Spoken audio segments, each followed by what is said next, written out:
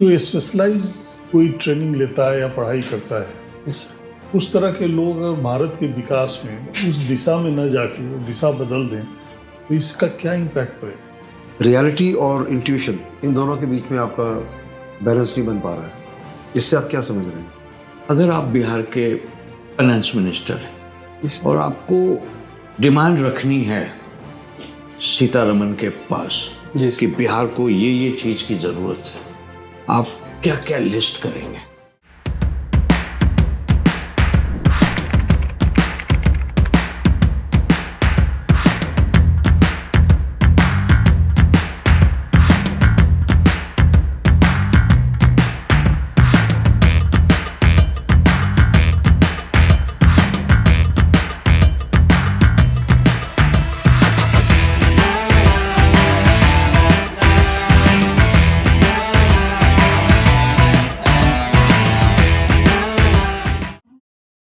हाँ, please come,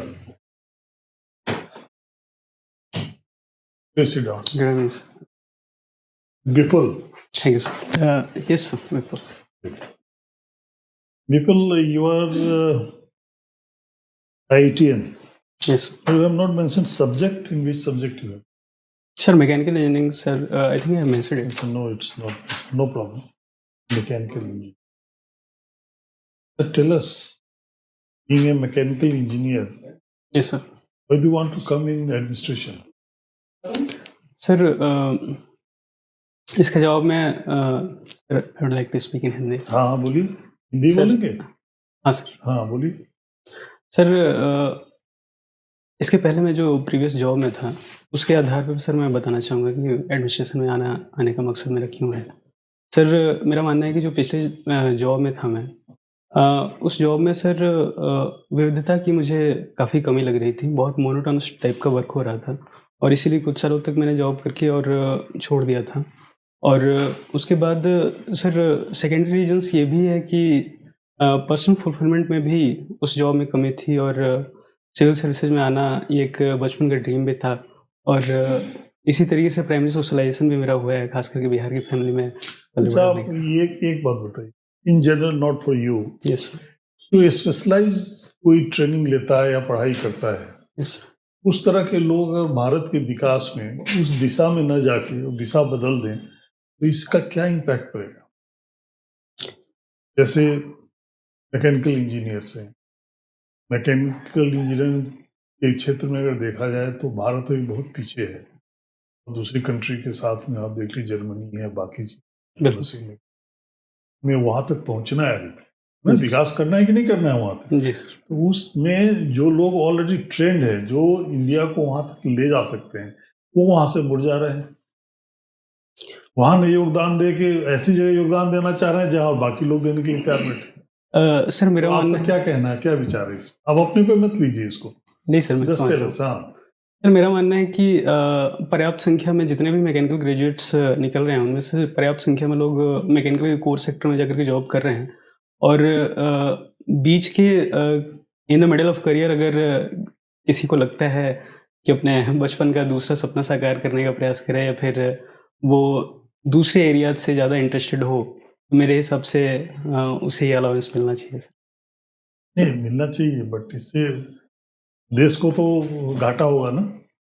sir, मेरा मानना है कि जब कोई भी इंजीनियरिंग करता है, चाहे वो आईआईटी हो या फिर किसी भी कॉलेज से, तो सर सिर्फ टेक्निकल फार्मूलाज या फिर इक्वेशंस वगैरह या फिर एकेडमिक पढ़ाइयों के संदर्भ में ही वो सीख नहीं लेता है। इसके अलावा बहुत सारी चीज़ें सीखता है वहाँ पे।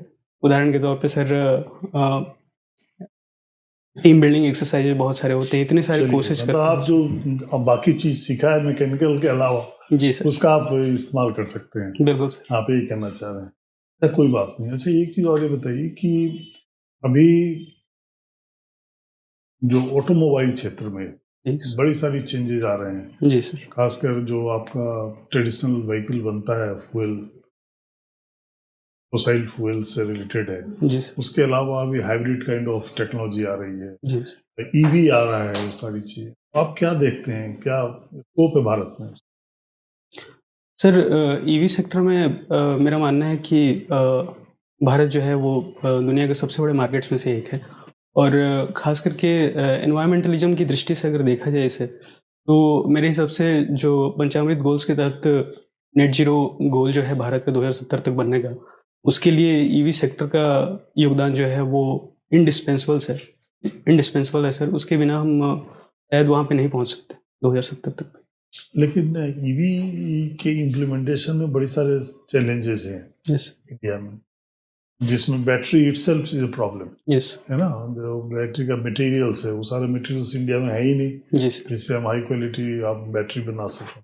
प्लस उसके बाद में उसकी चार्जिंग फैसिलिटी है, उसका बहुत दिक्कत है, अभी इंफ्रास्ट्रक्चर उस तरह से तैयार नहीं हुआ। तो लोग लेना तो चाह रहे हैं लेकिन नहीं ले पा रहे हैं। कैसे इसका कोई समाधान है? सर निश्चित तौर पे अभी तकनीकी रूप से अगर देखा जाए तो ईवी सेक्टर जो है वो बहुत ही नेसेंट स्टेज पे है इंडिया में, और बहुत सारे काम करने की ज़रूरत है। और इस दिशा में बहुत सारे कदम भी उठाए गए हैं सर, जैसे कि national critical minerals missions India का, या फिर फिलहाल में पैक से लेकर पैक जो हुआ था उसमें भी इंडिया को जगह देने की बात की जा रही है। तो सर इस तरीके के इंटरनेशनल एग्रीमेंट से तकनीक का इंपोर्ट होना इंडिया में वो एक पहलू है। और दूसरी तरफ सर भारत में भी थोरियम की सर बहुत सारी रिजर्व्स हैं, खास करके कोस्टल एरियाज में, और थोरियम सैंड्स में रेयर अर्थ एलिमेंट से लेकर के कई सारे क्रिटिकल मिनरल्स पाए जाते हैं। अच्छा। तो उस क्षेत्र में अगर रिसर्च एंड डेवलपमेंट में अगर कार्य किया जाए तो उसका एक्सट्रैक्शन प्रोसेस कैसे करना है, ये सब में अगर रिसर्च के थ्रू नई चीज़ें पता लगे और इंडिया उस पर काम करना स्टार्ट करे तो कुछ दशकों में मुझे लगता है कि बहुत आगे तरक्की कर सकता है।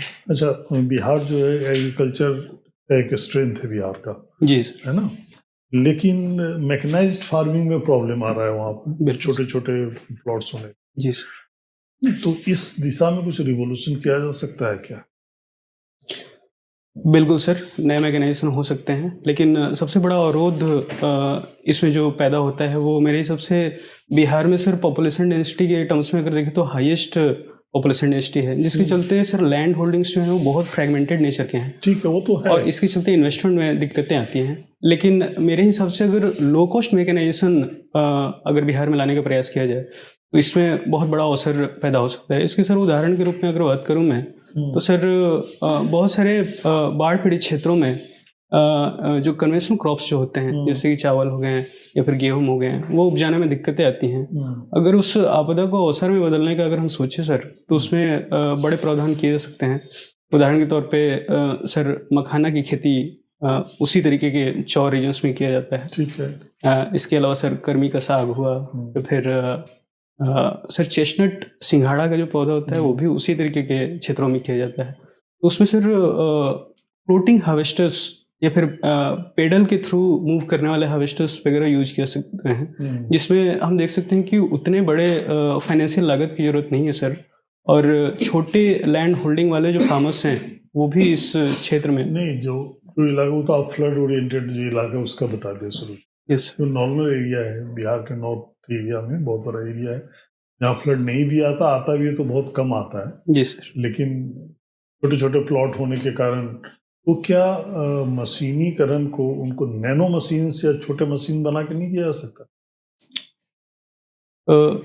सर बिल्कुल किया जा सकता है, और छोटे स्तरों पे सर इसको एक लॉन्ग टर्म सोल्यूशन के रूप में देखा जा सकता है। और इसके लिए सर एग्रीकल्चर रिसर्च सेक्टर में सरकारों को ज़्यादा इन्वेस्ट करने की ज़रूरत है, जिसमें कि अभी मेरे हिसाब से कमी है। अगर रिसर्च एंड डेवलपमेंट सेक्टर खास करके एग्रीकल्चर सेक्टर में देखें तो मेरे हिसाब से बिहार के स्तर का डेटा सर मुझे नहीं पता है, मालूम माफी चाहूँगा, लेकिन भारत के स्तर पर सर लगभग 0.65% of agricultural budget goes into R&D sector. अच्छा, एक चीज़ और आप बताइए, ये फार्मर सेंट्रिक क्या स्कीम्स है बिहार गवर्नमेंट? सर एग्रीकल्चर के क्षेत्र में फार्मर्स किसानों के लिए, उनके उत्थान के लिए या उनको हेल्प करने के लिए बिहार सरकार ने बहुत सारे स्कीम्स बनाई, जिससे कि वो लाभ उठा सकते हैं। कुछ बताइए ऐसे क्या की योजनाएं हैं? सर रिसेंट में तो अभी एक बहुत बड़ी पॉलिसी का निर्माण किया गया है, एग्रीकल्चर रोड मैप 4 पॉलिसी, जिसके तहत 2025 से 2030 तक की कई सारी योजनाएं बनाई गई हैं। उसमें से फार्मर लोन्स और माइक्रो क्रेडिट की फैसिलिटी मुहैया कराने की प्रावधान है उसमें सर। अच्छा, एक लास्ट क्वेश्चन पूछना चाहूँगा आपसे। एक जो यूरोपियन यूनियन में कितनी कंट्रीज़ है उसमें? सर यूरोपियन यूनियन में जहाँ तक मुझे ध्यान है 27 कंट्रीज हैं सर। अच्छा, जो हमारा एफटीए हुआ है, जी सर। इससे उनको क्या फ़ायदा होगा? सर बहुत सारे यूरोपियन यूनियन के प्रोडक्ट्स थे, जैसे कि ऑटोमोबाइल सेक्टर के कार्स वगैरह हो गए या फिर वाइन्स वगैरह हो गए, तो उन पे इंडिया जो है वो हैवी इंपोर्ट ड्यूटी लगाता था। तो वो सब इंपोर्ट ड्यूटीज में रियायतें मिलेंगी एफटीए के तहत, तो इससे उन्हें उनके निर्यात में फायदा मिलेगा। और हमें फ़ायदा होगा उससे?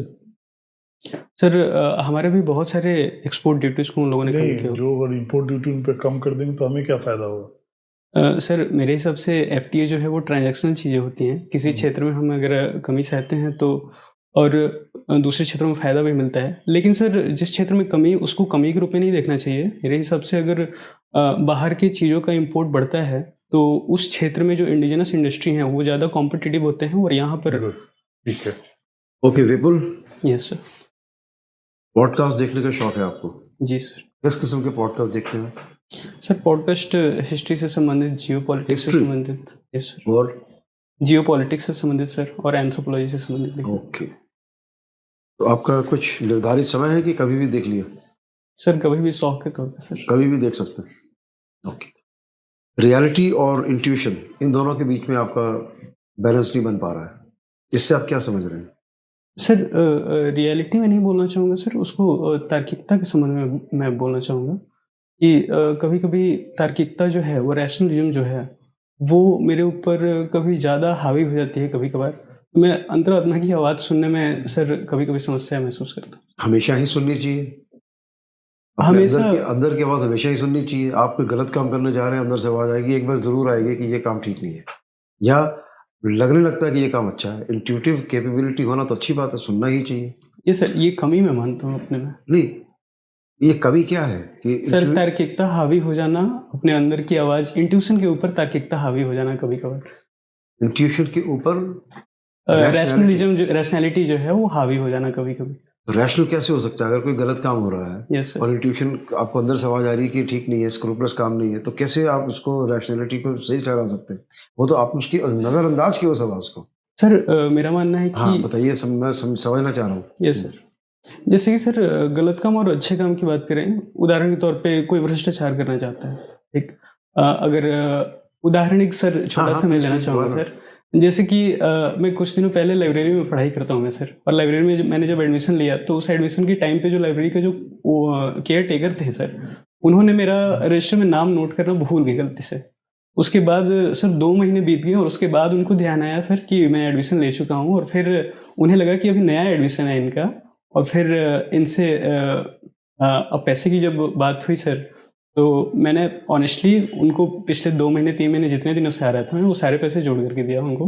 तो सर अगर तार्किक रूप से देखें तो ये अच्छी और गलत बातें जो है वो अगर तार्किक रूप से देखें तो अच्छी बातें जो समाज ने तय की हैं उसके सर लॉन्ग टर्म फायदे होते हैं, तभी जाकर के वो तार्किक रूप से भी समझा क्या किया आपने? पूरे पैसे दिए? पूरे पैसे दिए सर मैंने। तो ये तो अच्छा किया। इसमें रैशनैलिटी और इंट्यूशन क्या कह रही थी आपकी कि ना दे? नहीं सर, ये सिर्फ अच्छा और गलत के संदर्भ में मैंने उदाहरण दिया था कि अच्छा जो है वो तार्किक रूप से भी समझा जा सकता है कि किस तरीके से वो अच्छा होता है। अच्छा चलिए, जो आगे चलते हैं। यस। हिंदुस्तान में 140 करोड़ प्लस आबादी में जी सर 7-8 करोड़ इनकम टैक्स भरते हैं। सॉरी 7-8 करोड़ इनकम टैक्स भरते हैं रिटर्न। जी उनमें से 2.5-3 लाख ही 2.5-3 करोड़ ही इनकम टैक्स देते हैं। जी सर। इतना छोटा परसेंटेज जो है, लेस देन 2% हो गया जो हिंदुस्तान में इनकम टैक्स भर रहे हैं। तो कहीं ना कहीं कुछ लोग इवेड करते होंगे। जी सर। तो वो इवेजन कैसे रोक सकते हैं ताकि रेवेन्यू बढ़े, देश की तरक्की हो? तो ऐसे कुछ क्या तरीके हो सकते हैं? आप तो आईआईटी के हैं, यस सर। कुछ सुझाव दीजिए सर। 2-3 इसके मुख्य स्टेप्स हो सकते हैं। सबसे पहले तो टैक्स इन्फोर्समेंट जो है वो उसको स्ट्रिक्ट करके, और दूसरी बात सर टैक्स बेस को बढ़ाने के लिए। इन्फोर्समेंट का मतलब क्या? जिन्होंने देना है वो दे, पर उनका नाम तो दर्ज हो। लोग नाम ही नहीं दर्ज करा पा रहे। सरकार को पता ही नहीं है कि इससे भी टैक्स लेना है। बहुत लोग कमाई कर रहे हैं, उनकी कमाई टैक्सेबल स्लैब में भी आती है, लेकिन वो बचे हुए हैं। अब आप बताइए कैसे करेंगे? सर इसका उदाहरण अगर इनफॉर्मल सेक्टर में देखें तो कई सारे यस, इनफॉर्मल सेक्टर में तो बिजनेस उसको कैसे मेन स्ट्रीम में ला सकते हैं? जैसे आप चारों तरफ चले जाइए, करोल बाग में चले जाइए, तो 50 लोग ऐसे होंगे जिनकी इनकम अच्छी होगी पर टैक्स नहीं दे रहे। जी सर मेरे हिसाब से एक इसमें जो बड़ा तरीका होता है टैक्स बेस को बढ़ाने का, वो जीएसटी 2.0 में भी हम देख सकते हैं सर। टैक्स स्लैब्स का रैशनलाइजेशन करके और सिंप्लीफिकेशन करके वो मेरे हिसाब से अपने आप ही लोग ज़्यादा टैक्स कंप्लायंट हो जाते हैं जब जो टैक्स रेगुलेशन जो है वो सिंप्लीफाइड हो सर। ये एक उदाहरण है, जीएसटी 2.0 का ये एक one of the major benefits है। अगर टैक्स को स्ट्रीमलाइन कर दिया, प्रोसीजर को, प्रोसेस को, तो जो नहीं दे रहे वो तो फिर भी नहीं दे रहे। सर जो दे रहे हैं उनके लिए सुविधा हो गई, टैक्स भरना आसान हो गया, लेकिन जो छूटे हुए इस लूप से बाहर हैं वो तो फिर भी नहीं देंगे। सर चलिए आगे चलते हैं, कोई बात नहीं। I I just wanted to know your view on this. क्या वो कर सकते हैं, एनालिटिक्स से कुछ निकाला जा सकता है एक पैटर्न? ये सर आर्टिफिशियल इंटेलिजेंस का इसमें यूज कर सकते हैं सर। एनालिटिक्स सर एग्जैक्टली आप एनालिटिक्स से यहाँ पे क्या मतलब कि आपके फाइनेंशियल एनालिटिक्स से ये पता लग सकता है कि इनका पैटर्न ऑफ बैंकिंग क्या है, इनका एक्सपेंडिचर क्या है, ये तो सर क्या ये स्लैब में लाए जा सकते हैं, इनकम टैक्स के नेट के अंदर लाए जा सकते हैं कि नहीं, उन स्टडीज के साथ। ये सर उसी क्षेत्र में मैं आर्टिफिशियल इंटेलिजेंस की यूज की बात कर रहा था सर। हाँ, उसको टूल के तौर पे यूज कर सकते हैं, क्यों नहीं? ये सर टूल के तौर पे। ओके, ईरान यूएस कॉन्फ्रंटेशन, इसमें हिंदुस्तान का क्या नुकसान हो सकता है? ईरान यूएस में जो कॉन्फ्लिक्ट चल रहा है उसको सर अगर ईरान यूएस कॉन्फ्लिक्ट अगर बढ़ता है तो खास करके मिडिल ईस्ट का जो जियो पॉलिटिक्स है वो काफ़ी अनबैलेंस्ड हो सकता है, जिसके तहत भारत को कई सारे नुकसान झेलने पड़ सकते हैं। उदाहरण के तौर पे अगर देखें तो सर मिडिल ईस्ट में लगभग 60% अपने एनर्जी नीड्स के लिए मिडिल ईस्ट पे इंडिया जो है वो निर्भर है। तो एनर्जी हो गया। Yes sir. Energy security. Yes sir. और सर डिप्लोमेटिक टाइज भी मेंटेन करना काफ़ी मुश्किल हो सकता है। हाँ, क्योंकि ईरान और यूएस दोनों के साथ अच्छे रिश्ते हैं। तो किसके साथ बड़ा मुश्किल हो जाएगा मेंटेन करना? स्ट्रेटेजिक ऑटोनॉमी किसके साथ दिक्कत होगी मेंटेन करने में? एक तरफ यूएस है, एक तरफ ईरान है, एक तरफ इजराइल भी शामिल है। Yes sir. और बाकी भी मिडिल ईस्ट कंट्रीज हैं। इतना दिक्कत है इंडिया के लिए सबके साथ बैलेंस रखना। और क्या है थर्ड पॉइंट बताइए। सर एक चाबहार पोर्ट में जो इन्वेस्टमेंट है इंडिया का आईएनएसटीसी कॉरिडोर के तहत, अगर ईरान डिस्टेबलाइज होता है तो चाबहार पोर्ट पे इन्वेस्टमेंट जो है वो खतरे में आ सकती है। ठीक है, thank you. Vipul ji, yes sir. आप ये बताइए कि आईआईटी को और प्रोडक्टिव कैसे बनाया जा सकता है? सर मेरा मानना है कि अगर कंपेयर करें अगर दूसरे देशों की आईवी लीग यूनिवर्सिटी से, तो सबसे बड़ी जो आईवी लीग यूनिवर्सिटी जो वेस्ट में जो हैं उनसे अगर कंपेयर करें तो सबसे बड़ा लैग जो है आईआईटी का वो सर बजट और फंडिंग में कमी है सर। अभी अगर देखें हम तो सर हार्वर्ड का जो अकेले का बजट है वो हार्वर्ड वगैरह छोड़ दीजिए वो सब। आप ये बताइए कि इसको कैसे और प्रोडक्टिव बनाया जाए। ये सब इंफ्रास्ट्रक्चर, पैसे, ये सब चीज रोज का प्रॉब्लम है, तो इन और कैसे प्रोडक्टिव बनाए सर? इनोवेटिव सोल्यूशन बताइए सर। मेरे हिसाब से प्रोफेसर और स्टूडेंट का रेशियो कम करके अभी तो नॉर्मल है सब जगह इंस्टीट्यूट में। यस, कुछ इनोवेटिव सोल्यूशन बताइए सर। कुछ सेकंड के लिए सोचना चाहूँगा इसमें सर। अच्छा, कोई बात नहीं, कोई बात सर। इंडस्ट्री एकेडमिया कोलैबोरेशन जो है वो मेरे हिसाब से वो बहुत, इंडस्ट्री और एकेडमिया का जो कोलैबोरेशन चल रहा है कानपुर के साथ बहुतों का चल रहा है, इसके बारे में आप सोचिए। सर अभी भी कम ही मानूंगा सर उस सर, फिर भी सोचिए। ये बताइए कि हमारा जो इकोनॉमिक सर्वे प्रेडिक्ट कर रही है कि काफी ग्रोथ है, होने वाली है अगले साल, जो अभी आज आया पेपर में। जी सर। मगर हमारे ऊपर टैरिफ है, जियोपॉलिटिकल अनसर्टेनिटी है, ऑयल का इश्यू है, ऐसा क्यों हो रहा है सर? उदाहरण के तौर पे अगर देखें तो यूएस ने जो 50% का टैरिफ लगाया है उसके बाद से भारत ने अपने एक्सपोर्ट्स जो हैं वो डाइवर्सिफाई किए हैं। और ख़ास करके अभी दूसरा कारण भी अगर देखें सर तो रूपी जो है वो डेप्रिसिएट कर रहा है बहुत ज़्यादा, तो इसके चलते भी एक्सपोर्टर्स को थोड़ी आसानी हुई है। ठीक है कि एक्सपोर्ट में किसी तरह चल रहा है। और सर आत्मनिर्भरता मिशन के तहत में इंडिजिनस इंडस्ट्रीज पे काफ़ी फोकस किया गया है। तो इंडिजिनस मैन्युफैक्चरिंग भी तेज़ी से ग्रोथ कर रहा है, तो उसके चलते भी जीडीपी ग्रोथ रेट जो है वो बाकी देशों से बेटर है हमारा सर। और अच्छा ये बताइए कि अगर आप बिहार के फाइनेंस मिनिस्टर हैं जी सर। और आपको डिमांड रखनी है सीतारमन के पास जी कि सर। बिहार को ये चीज की जरूरत है, आप क्या क्या लिस्ट करेंगे प्रायोरिटीज में? सर प्रायोरिटीज़ में मैं शिक्षा के क्षेत्र में बजट के लिए इम्प्रूवमेंट चाहूँगा सर। ठीक है। और इसके अलावा सर इंडस्ट्रियल इन्वेस्टमेंट के लिए मेरे हिसाब से मुझे लग रहा है कि इंडस्ट्रियल डेवलपमेंट में बिहार बहुत पीछे है, तो उसके लिए भी मांगे की जाएंगी सर। अच्छा, और इसके अलावा सर मुझे लगता है कि लॉ एंड ऑर्डर के अगर क्षेत्र में देखें तो उसमें भी बहुत कमियां हैं बिहार में, और ये वन ऑफ द एक रीजन्स है कि काफ़ी सारी स्टार्टअप्स और काफ़ी सारी कंपनीज इन्वेस्ट करने में कतराती हैं बिहार में, तो उसमें भी सुधार की जरूरत और गुंजाइश है सर। अच्छा ये बताइए कि फिनटेक पार्क बनाने के लिए बिहार सरकार सोच रही है, इसकी क्या क्या चुनौतियां हो सकती है? सर इसके बिहार में भी फिलहाल में कई सारी चुनौतियां हो सकती हैं, जैसे कि कई सारी चुनौतियां हो सकती हैं सर, जैसे कि जो ब्रेन ड्रेन की पहली बात तो समस्या है सर। वहाँ पे बिहार में जो भी स्किल्ड वर्कर्स जो हैं वो ठहरते नहीं हैं बिहार में, बिहार से बाहर चले जाते हैं। दूसरी सर सपोर्टिंग इंफ्रास्ट्रक्चर की कमी है सर, पानी और बिजली दोनों का एक कंटिन्यूअस रिलायबल सप्लाई, इसकी कमी है सर। और तीसरी बात कि कोई भी अगर इंडस्ट्री इन्वेस्ट करती है तो उसके लिए एक एंसिलरी और सहायक इंडस्ट्री की जरूरत पड़ती है, तो उसमें भी बिहार में कमी है सर। अच्छा, थैंक यू। विपुल, हमारा फॉर्मल इंटरव्यू अभी समाप्त होता है। ओके।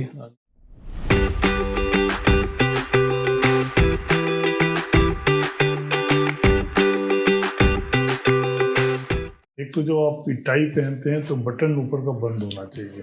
तो जब आप आते हैं तो कोशिश करिए कि बैठने से पहले ऊपर वाला बटन खोल लें आप, सो दैट कि आप कंफर्टेबल बैठ सके। ये खोलना है सर? ये खोल के बैठ सकते हैं? हाँ, बैठ सकते हैं, ठीक है।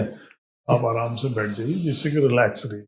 दूसरा, आप कॉन्फिडेंट हैं, आर्टिकुलेशन भी अच्छा है, चीज़ों को समझते भी हैं, लेकिन जब किसी फैक्ट एंड फिगर की बात आती है तो उसमें थोड़ा और आपको इम्प्रूव करने तो कोई भी चीज़ ले लीजिए, जैसे कोई भी सब्जेक्ट पूछा जा रहा है, पता है कि बिहार के स्कीम्स क्या क्या हैं, है ना?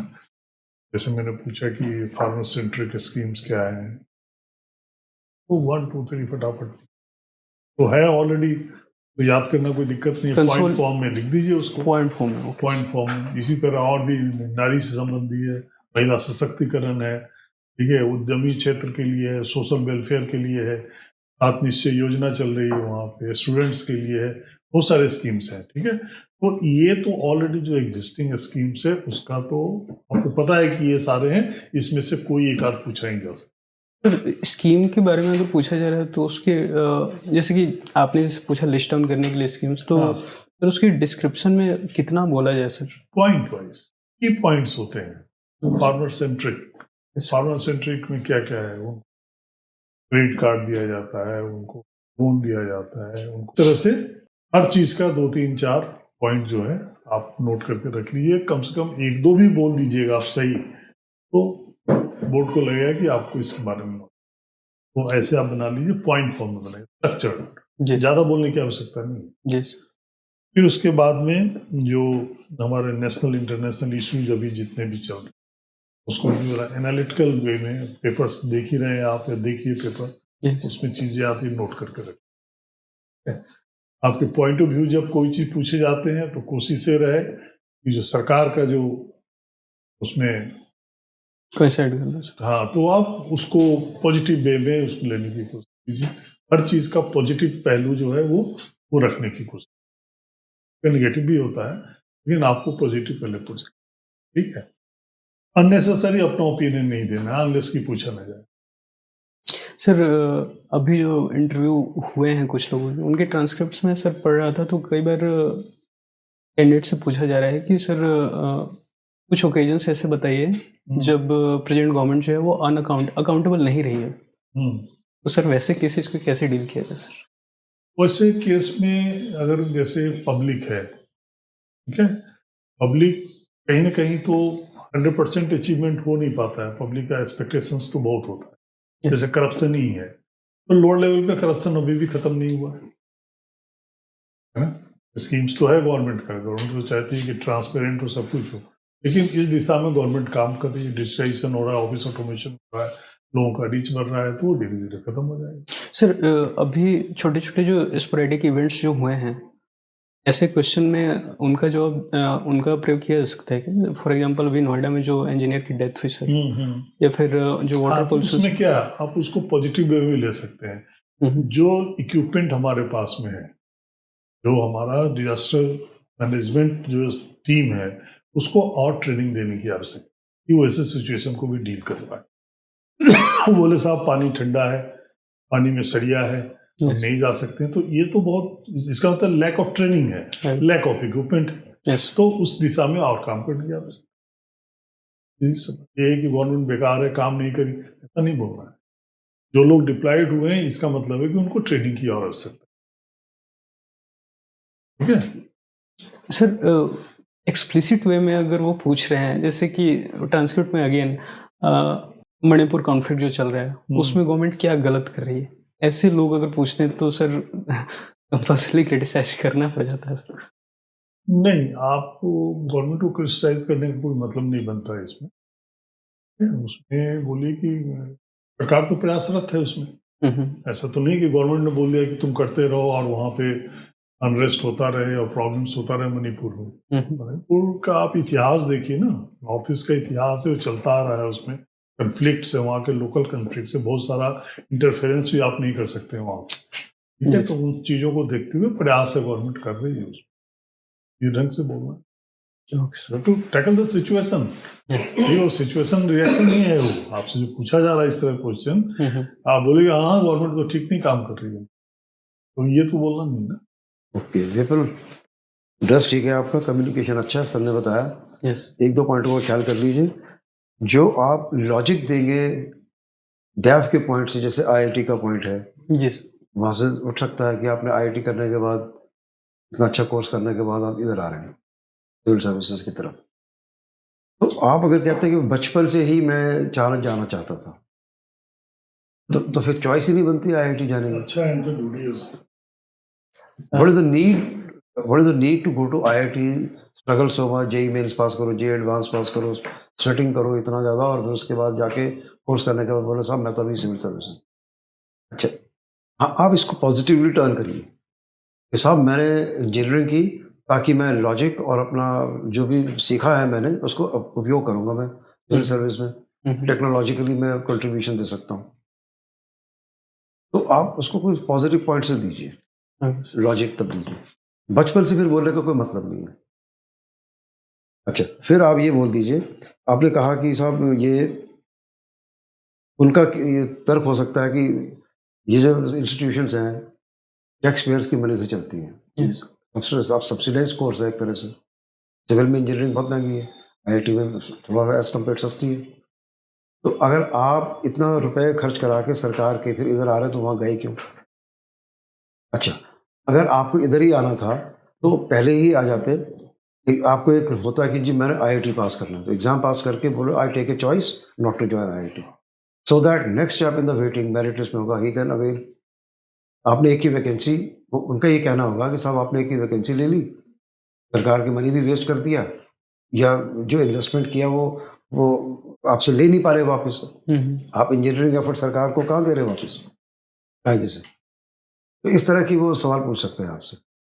सर इनफॉर्मल वे में आपसे पूछना चाहूँगा सर कि उनके पास जहाँ तक मेरे को पता है कुछ भी डिटेल्स उनके पास अभी अवेलेबल नहीं रह रहे हैं। नहीं, अगर कोई कॉन्टेक्स्ट में बात निकल गई आईआईटी और उसमें क्वेश्चन उठने शुरू हो गए, सर अगर कॉलेज का नाम अगर ना पूछे तो छुपाना सही रहेगा? नहीं, आप बताना चाहिए। आईआईटी तो बड़ी खास अचीवमेंट है आपके जीवन में, वो कैसे छुपाने की जरूरत नहीं है, लेकिन कहने का मतलब लॉजिक ऐसे दीजिए जो कंस्ट्रक्टिव लॉजिक हो और कन्विंसिंग हो। लॉजिक बिल्डिंग की बात हो रही है यहाँ पे। बचपन से बोल दिया तो ये पॉइंट नलीफाई हो गया कि IIT गए क्यों हो गया। लेकिन सर इसमें कुछ सच्चाई भी है कि इस तरीके से होता है। बैक ऑफ द माइंड जो है वो इस तरीके की सोशलाइजेशन चलती है, बैक ऑफ द माइंड ये चीज़ें रहती हैं, बट 11-12 का जो पॉइंट कट जाते हैं। देखो बिल्कुल ऐसा है ना कि वो सब चीजें हैं, but you are in formal interview. Yes formal interview में उन चीजों को कैसे अपने पक्ष में करना है, ये आर्ट है। ठीक है, तो आप ये बोल सकते हैं कि साहब पढ़ाई के क्षेत्र में सबसे अच्छा करना चाहता था, अच्छा एजुकेशन प्राप्त करना चाहता था, इसलिए मैंने IIT किया। IIT करने के बाद में जब मैं जॉब भी किया, उसमें मुझे लगा कि मैं इससे ज़्यादा योगदान दे सकता हूँ पूरे क्षेत्र में, सो दैट कि मेरा जो हमने सीखा है उस बैकग्राउंड का फायदा भी हो समाज को। तो इसलिए बचपन से करने का मतलब। फिर आप कह रहे हैं कि साहब टीम बिल्डिंग सीखते हैं वहाँ पे, तो टीम बिल्डिंग तो आप किसी भी कॉलेज में सीख सकते हैं। तो इतना एफर्ट डालने की क्या जरूरत है टीम बिल्डिंग पर सीखने के लिए? एक दिन का वर्कशॉप कर लो तो टीम बिल्डिंग समझ में आ जाएगा। अभी अंडरस्टूड। तो मैं ये कहना चाह रहा हूँ कि टॉपिक कुछ भी हो, ये तो IIT का बात चल रही है तो इसलिए बता रहा हूँ। यस कोई भी टॉपिक हो, लॉजिक से बोलिए, अपना पॉजिटिव पॉइंट को पक्ष में रखिए, नेगेटिविटी को बिना बताए। यस तो ये टेक्निक होती है इंटरव्यू क्रैक करने की। और जितना नेगेटिविटी बोलेगा वो उसके पास 6 पॉइंट है, काउंटर करेगा आपको। अच्छा चलिए, फिर लीनिंग फॉरवर्ड होकर नहीं बैठना, सीधा बैठिए। अब पीछे होकर बैठो, अच्छा उठ खड़े हो जाओ और पीछे लग के बैठिए, हाँ, और सीधा बैठिए। ये लग करके बैठे हैं। हाँ, लग के बैठिए ओके और रिलैक्स होकर बैठिए। बाजू ढीला छोड़ दीजिए और कंधा ढीला छोड़ दीजिए। ऐसे नहीं बैठना, स्लाउच नहीं करना, ढीला बैठिए। चाहे तो हाथ ऐसे कर लीजिए और नीचे रख दीजिए, आराम से बैठ जाइए। गर्दन नीचे करो, गर्दन ऐसे किया। ओके ठीक है, हाँ, नॉर्मल बैठो। आर यू कंफर्टेबल हो? तो पहले बात तो कंफर्ट से बैठिए। फिर कुछ शब्द आप यूज करते हैं, जहाँ तक मुझे ध्यान आ रहा है 27 कंट्री से। अगर आपको मालूम ही है तो जहाँ तक मुझे ध्यान आ रहा है बोलने की जरूरत ही नहीं है। श्योर नहीं था मैं, श्योर नहीं था मैं। नहीं तो अगर आप वो प्रीफिक्स कर देंगे तो आपके नंबर बढ़ थोड़ी जाएंगे कि लड़के को नहीं मालूम था फिर भी सही बता गया। ऐसा नहीं होता। ये सिंपली से कि सर 27 कंट्रीज। ओके, फिर आप क्लियर आंसर देने की कोशिश करें। बहुत लंबा बातचीत चलती रही रैशनैलिटी पे और इंट्यूशन पे, वो आप क्लैरिटी से मैं नहीं समझ पाया। हो सकता है आपने बताया मैं समझ ना पाया हूँ, लेकिन आप कम शब्दों में सही तरीके से बताइए कि साहब ये रैशनैलिटी है, ये इंट्यूशन है, इसके बीच में मैं कभी कभी सोचता हूँ कि कॉन्फ्लिक्ट होता है, तो मैं इस प्रकार से रिजॉल्व करूँगा। ठीक है, ओके। शेविंग करके जाएं आप तो ज़्यादा बेहतर है। सर क्लीन से भी क्लीन शेव, बिल्कुल zero. Stable allowed? Stable not allowed, not desirable. Allowed तो फिर क्या है, नॉट डिजायरेबल। फॉर्मल इंटरव्यू है, आप क्लीन से भी करना, क्लीन नीट अपीयरेंस होना चाहिए। यस है ना? ओके। हाँ, 2-3 सलाह। एक तो क्वेश्चन जब आपसे पूछा जाए तो आप उसको सुनिए। 3 सेकंड का गैप कंपलसरी। 3 सेकंड 10-15 सेकंड नहीं, 3 सेकंड। यस और 3 सेकंड में वो क्या चीज पूछ रहे हैं उसको सोचिए। अगर आपके पास जवाब है तब उसको स्ट्रक्चर करके केवल 3 पॉइंट आप दें। अगर नहीं है तो बोल दीजिए मुझे नहीं पता है। यस तो आपको दूसरा क्वेश्चन मिलेगा। ठीक, और एक लिस्ट बना लीजिए। Bihar focus, yes India and it's neighbourhood, आपका जो IT सेक्टर का बैकग्राउंड, ठीक है, और बजट क्या मिला क्या नहीं मिला। बजट आपने फ्लड के बारे में कुछ नहीं बोला, सबसे बड़ी समस्या। आपने टूरिज्म के बारे में कुछ नहीं बोला, जो सबसे बड़ी हमारी पोटेंशियल है बिहार का। तो सोच करके क्या क्या मुझे मांगना है। आप सब लॉन्ग टर्म की चीज बोल दिया और मांगना है बजट के लिए, यस है ना? तो थोड़ा सोचिए क्या पूछ रहा है और उसके बाद जवाब। तो ये सभी इश्यूज को मिला करके एक क्वेश्चन बैंक बना लीजिए। आपके पास है अभी टाइप, है ना? 2 ज़्यादा तो नहीं है, 2 ही तारीख है। तो क्वेश्चन बैंक बना लीजिए, जो भी अभी है। पेपर रोज पढ़ना है। हाँ सर। और उसको बुलेट पॉइंट्स में बनाइए, नोट्स, डिटेल में नहीं। बेसिकली कि वो क्या इशू है, facts and figures with example. उसकी क्या चुनौती है, विथ जस्ट 3 चुनौती, हो सकता है 10 हो, 3 मुख्य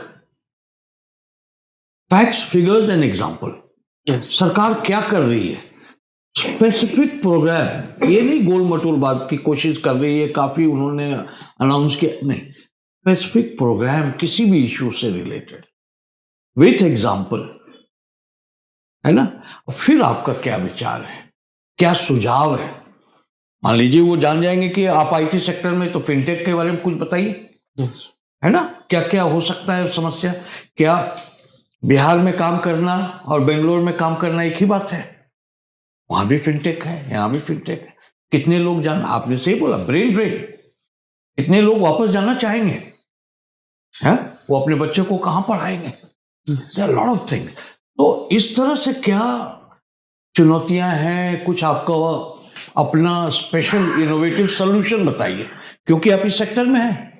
वो फिनटेक सिटी बन रहा है, उसमें बैंकिंग भी जा रही है, वहीं पर इंश्योरेंस कंपनी भी, सब गुजरात में है ना, गिफ्ट सिटी, उस मॉडल पर बनाया जा रहा है। तो उसकी क्या चुनौती हो सकती, कुछ इनोवेटिव सोल्यूशन, है ना। तो आपका बड़ा अच्छा सब कुछ है, मगर कंटेंट की कमी, घबराना नहीं है। अपने आईआईटी को आप बर्डन मत लीजिए, एसेट, ठीक है। Be positive, bold, progressive. ठीक है, all the best. Thank you sir.